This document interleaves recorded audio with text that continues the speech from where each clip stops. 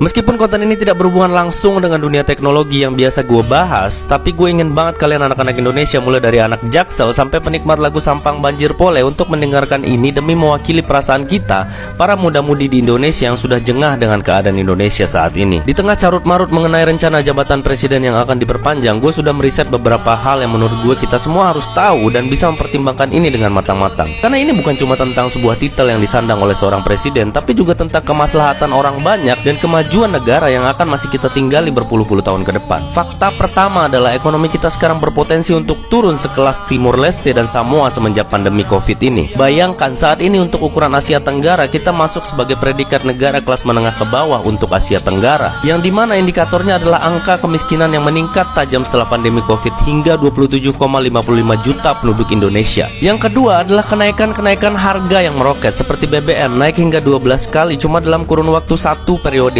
masa jabatan presiden, yang dimana presiden sebelumnya juga memimpin lebih dari satu periode tapi hanya naik hingga 4 kali. Selain itu, setidaknya biaya listrik naik hingga 4 kali, sedangkan presiden sebelumnya hanya naik 1 kali. Yang ketiga adalah korupsi di berbagai lembaga yang semakin menggila di masa jabatan saat ini. Korupsi mencapai lebih dari 70 triliun dalam 2 periode masa jabatan, yang dimana pergerakan KPK semakin ditekan dengan adanya peraturan-peraturan yang menguntungkan pejabat dan oligarki untuk bermain semakin lincah di tengah sungai yang kotor. Yang keempat, dampak dari aturan KPK yang semakin melonggarkan gerakan para tikus ini berakibat fatal terhadap 23 perusahaan BUMN yang merugi hingga 5,23 triliun. Ngomong-ngomong masalah BUMN, masih ada lagi BUMN yang masih menagih hutang ke pemerintah yang angkanya bisa mencapai 100 triliun lebih, yang entah bagaimana itu akan dibayar, padahal PR utang luar negeri kita masih sangat banyak untuk diselesaikan. Dengan kondisi negara yang semakin semraut seperti ini, gue heran kok masih sempat-sempatnya mikirin EKN dan memperpanjang waktu kekuasaan, dan dimana empati kalian yang masih mendukung pemerintah melihat kenyataan-kenyataan ini berkali-kali muncul di TV dan berita, tapi seakan-akan kita mencoba untuk tutup mata.